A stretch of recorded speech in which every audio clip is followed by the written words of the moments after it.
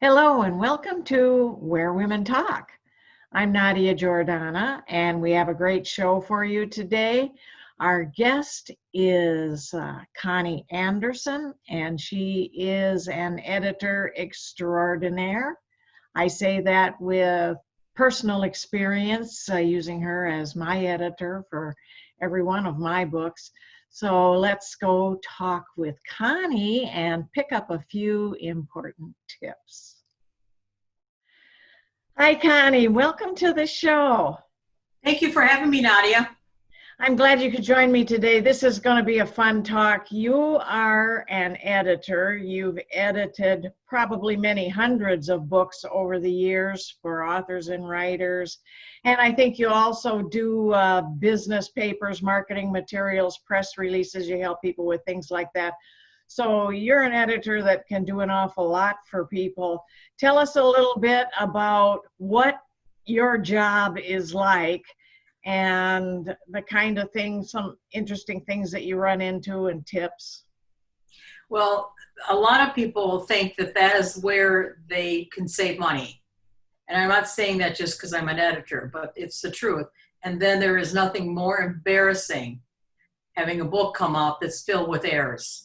And or they have their aunt or a friend who's a school teacher edit it, and they catch a lot of things, but there's still certain things. So part of it is my job as an editor is to help you have the best book possible and to catch things and to make sure that you didn't say anything that could get you into trouble, either legal trouble or with a brother or brother-in-law or a mother-in-law. You know, I say, are you sure you want to say that about your brother-in-law? You know, and they go, what do you mean? I go, well, because it could be misread. And it's the kind of thing that we just talk about, you know, when something is in paper, it's different. If I say something to you, Nadia, and I wink or I shrug, you kind of get an idea there's some humor in there. But when you see those words on paper, they're very, very powerful and in black and white. And so it's my job to anticipate those kinds of things, plus protect you legally, not have you use song lyrics, not have you use quotations, not have you use too much out of somebody's book. There's rules for all that kind of stuff that I'm supposed to know. And it's a challenge. So that's part of it. And then, you know, there's two kinds of editors. One is copy development. And so if you say, here's my book, read it and tell me what you think, where I'm weak and where I should elaborate more. That's copy development. I don't worry about commas, punctuations, nothing. But then I say to you, I think you should elaborate on this. I think you've overused this too much. I think this character is not developed. And then you go in and do it. And then the next thing is line editing, where I look at every word, every comma, every punctuation, every overuse of words, things like that. So it is, I generally do both at the same time. I don't do a separate, I've done it, but. Yeah, I think, I know for myself, you've done all of those different things for me, and also worked on, well, when you were talking about, do you really want to say that in your, I've rethought some things and glad afterwards reading my book later, gee, I'm glad I changed. I'm glad I didn't put that down about that person in that manner. And this is a much better way to say it.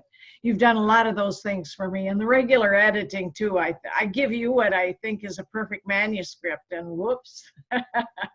It is quite interesting how people, particularly in memoirs, I call the first draft a complete, like, blech. They put everything down on paper and every anger, every annoyance, everything. And then we go down to what's going to be left on paper. And That's a good thing for people to get it out onto paper, and then we have a little bonfire, and then we go on.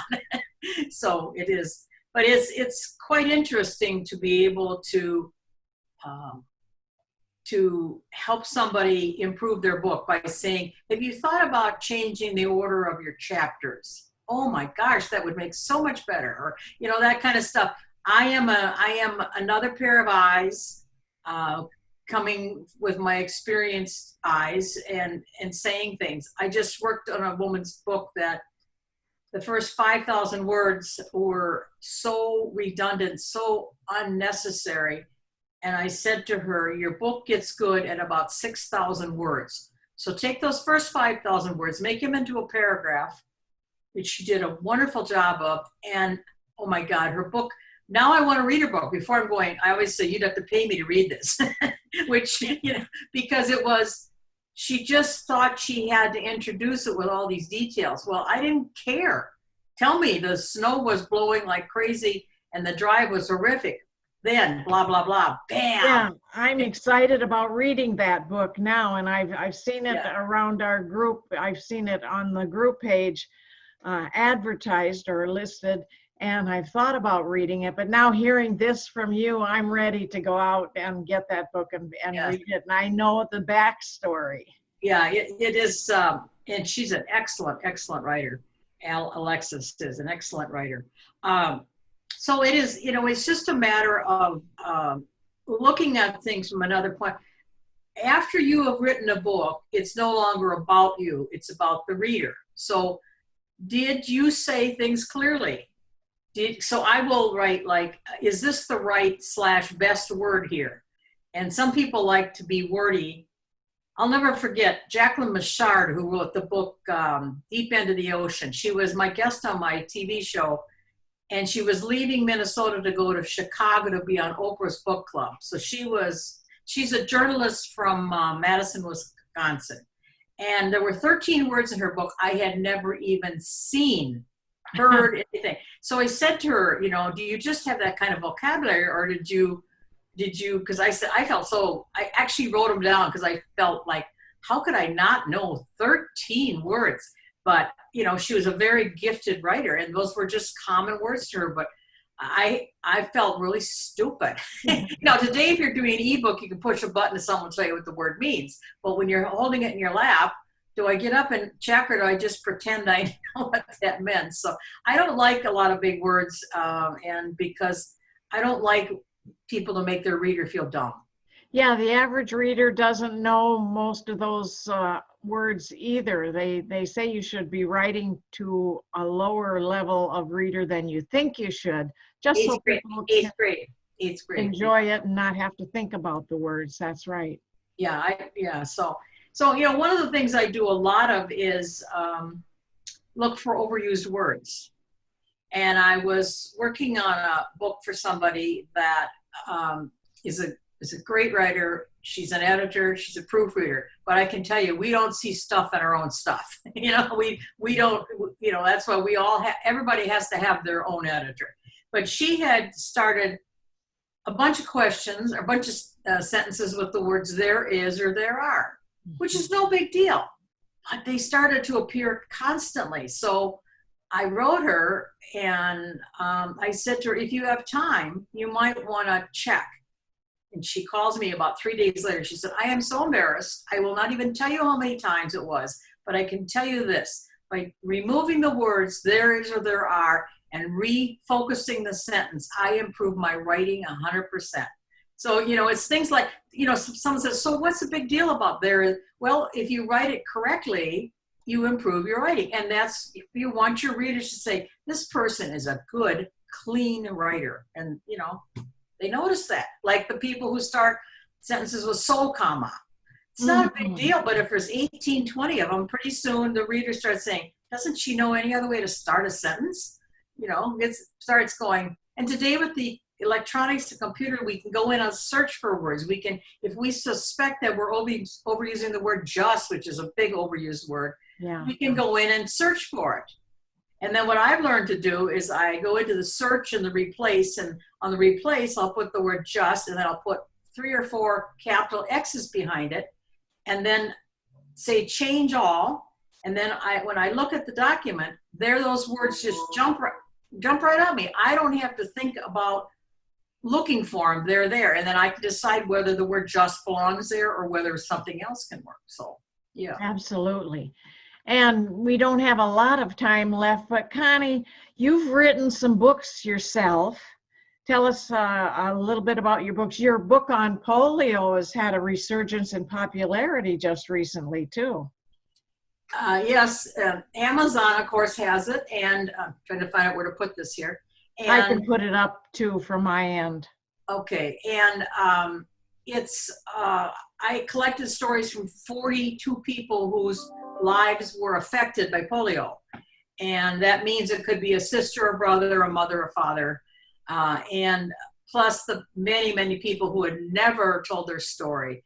And because of the fact that it was a epidemic and et cetera, people are reading it now. I mean, their orders are coming in constantly. So it's kind of cool that they are wondering and wanting to know more about. So the book is called When Polio Came Home. And that's a sort of a play on words. That means when it came to your house, oh my gosh.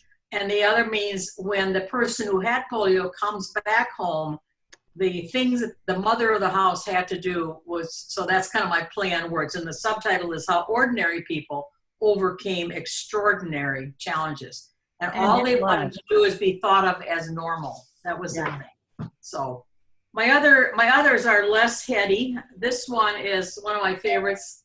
This one is called In My Next Life, I Want to Be My Dog. Yeah. And it's just lighthearted. And if you've had a dog, you've said that, because we spoil our dogs. And it is just one-liners from the point of view of a dog.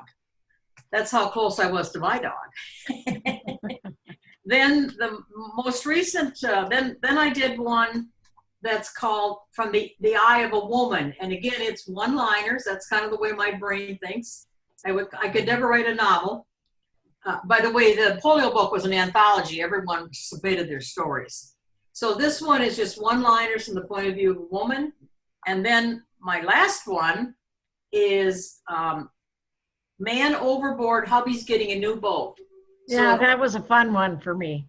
Yeah, so if you've ever had a boat or a husband who wanted or had a boat, you're on page 6, 12, 15, right? You see yourself through the whole story. So that's exactly, they're just fun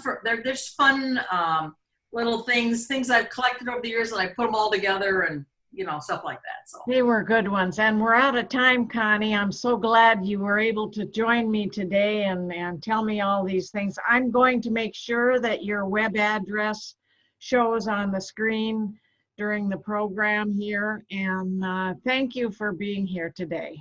Thank you for your time, my dear. Bye. All right. See you next time.